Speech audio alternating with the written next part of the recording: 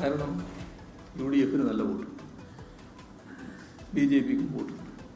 രണ്ടും കൂടി ചേർന്നാൽ അവിടെ ഞങ്ങളെ പരാജയപ്പെടും. എന്തായി അവസാനം?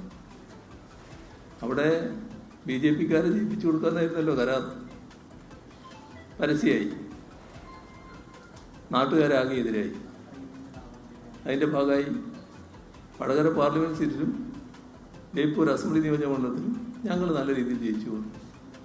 നാട്ടുകാർ ഇതൊക്കെ വിലയിരുത്തുന്നുണ്ട്. നാടിനെയും ജനങ്ങളെയും നമ്മൾ വില കുറച്ച് കാണരുത്. അതാണ് എനിക്ക് പറയാനുള്ളത്.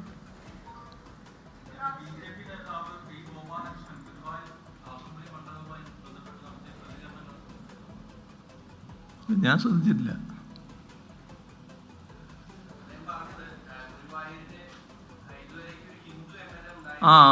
ശരി, അത് ശരിയാണ്. അത് നമ്മുടെ രാജ്യം എങ്ങോട്ടാണ് പോകുന്നത് എന്നാണ് നാം ചിന്തിക്കേണ്ടത്.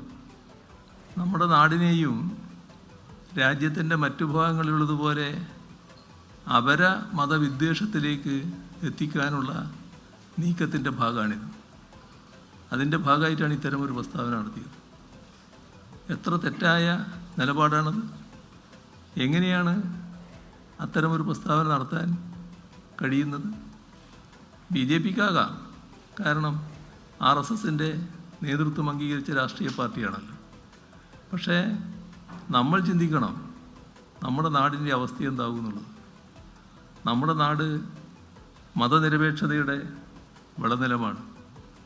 ജാതിഭേദമോ മതദ്വേഷമോ ഇല്ലാതെ എല്ലാവർക്കും സോദരന്മാരായി ജീവിക്കാൻ പറ്റുന്ന സ്ഥലമാണിത്. ഇവിടെ ഇതാണ് തുറന്നു വരുന്ന രീതി.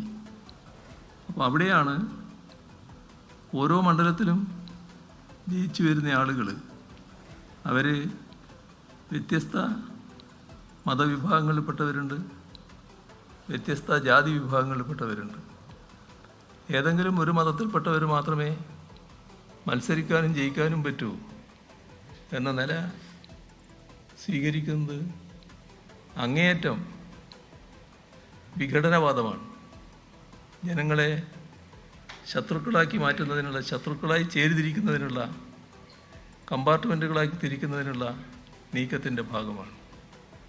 RSS-ഉം BJP-യും മറ്റും സംഘപരിവാർ പൊതുവിൽ കേരളത്തിന് പുറത്ത് രാജ്യത്തിൻ്റെ പല ഭാഗങ്ങളിൽ ശ്രമിച്ചുകൊണ്ടിരിക്കുന്ന കാര്യമാണത്.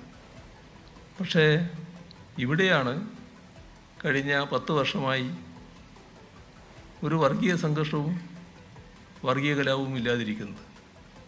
കാരണം വർഗീയതയോട് വിട്ടുവീഴ്ചയില്ലാത്ത സമീപനം സ്വീകരിക്കുന്നു. ഒരു വർഗീയതയെയും ചാരി നിൽക്കുന്നില്ല. ഏത് വർഗീയതയായാലും വർഗീയ സംഘർഷമുണ്ടാക്കാൻ ശ്രമിച്ചാൽ കർക്കശമായ നടപടികളുണ്ടാകുന്നു. ഈ നാടിൻ്റെ ഈ രീതി അട്ടിമറിക്കണമെന്ന് ആഗ്രഹിക്കുന്നവരുടെ കൂട്ടത്തിലാണ് സംഘപരിവാർ. അതിൻ്റെ ഭാഗമായുള്ള ഒരു പ്രസ്താവനയായിട്ടാണ് അതിനെ കാണേണ്ടത്.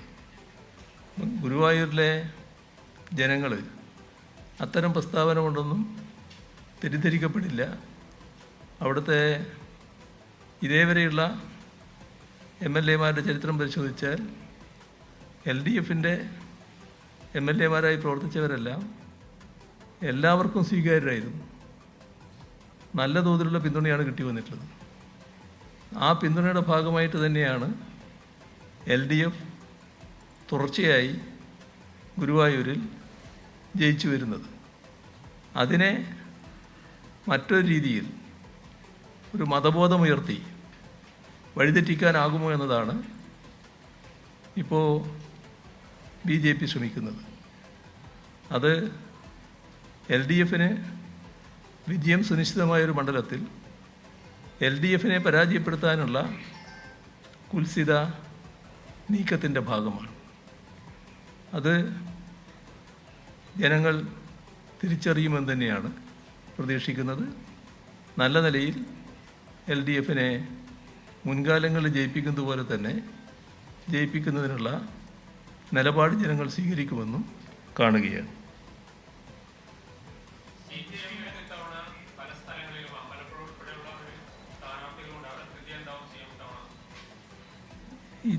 നിങ്ങൾ ഉദ്ദേശിക്കുന്ന സ്ഥലങ്ങളിൽ ഒരു പ്രശ്നവും CPIM-നോ LDF-നോ ഉണ്ടാകില്ല. നല്ല മികവാർന്ന വിജയം അത്തരം സ്ഥലങ്ങളിലൊക്കെ LDF നേടുക തന്നെ ചെയ്യും. ഒരു പോറലും LDF-ന് ഏൽക്കില്ല. ഈ പറയുന്നവർക്ക് അങ്ങനൊരു പോറൽ ഏൽപ്പിക്കാനും കഴിയില്ല. ഇവിടെ നമുക്ക് നിർത്താം, ബാക്കി പിന്നെയാകാം. വി ഗോപാലകൃഷ്ണന്റെ ഗുരുവായൂരിലെ പരാമർശമാണ് പ്രധാനമായും ചോദ്യമുണ്ടായത്. തെറ്റായ നിലയിലെ പ്രതികരണമാണത്. BJPക്ക് എങ്ങനാകാം, പക്ഷേ കേരളം എന്താകണമെന്ന് ചിന്തിക്കുന്ന നമ്മളാണ്. ഏതെങ്കിലും ഒരു മതത്തിൽപ്പെട്ടവർ മാത്രമേ ജയിക്കാവൂ എന്ന് അങ്ങേയറ്റം വിഘടനവാദപരമായ വർത്തമാനമാണെന്ന് പറയുകയാണ് മുഖ്യമന്ത്രി പിണറായി വിജയൻ. നേരത്തെ ആദ്യം മുതൽ സർക്കാരിൻ്റെ വികസന പ്രവർത്തനങ്ങൾ തന്നെയാണ് പറഞ്ഞു തുടങ്ങിയത്. അതിനിടയിൽ ഈ പറയുന്ന ചില്ലറ വോട്ടിനും അധികാരത്തിനും വേണ്ടി രാഷ്ട്രീയ ചട്ടത്തരം കാണിക്കുന്ന പരിപാടി ഞങ്ങൾക്കില്ല എന്ന് ചോദിക്കുന്നുണ്ട്. അപ്പോൾ ആ വാക്ക് മുഖ്യമന്ത്രി വിടാൻ ഉദ്ദേശിക്കുന്നില്ല. പലയാവർത്തി ആ വാക്കിൻ്റെ രാഷ്ട്രീയ ശരികേട് പലരും ചൂണ്ടിക്കാണിക്കുമ്പോഴും അത് എന്ന് മുതലാണ് അതൊരു അശ്ലീല വാക്കായതെന്ന്, അൺപാർലമെൻ്ററി വാക്കായതെന്ന് മുഖ്യമന്ത്രിനെ ചോദിച്ചായിരുന്നു. മുഖ്യമന്ത്രിക്ക് ചട്ടത്തരം എന്ന വാക്കിൽ കാര്യമായ പ്രശ്നം തോന്നുന്നില്ല എന്ന് തോന്നുന്നു. എത്ര ആളുകൾ ചൂണ്ടിക്കാട്ടി കിട്ടും.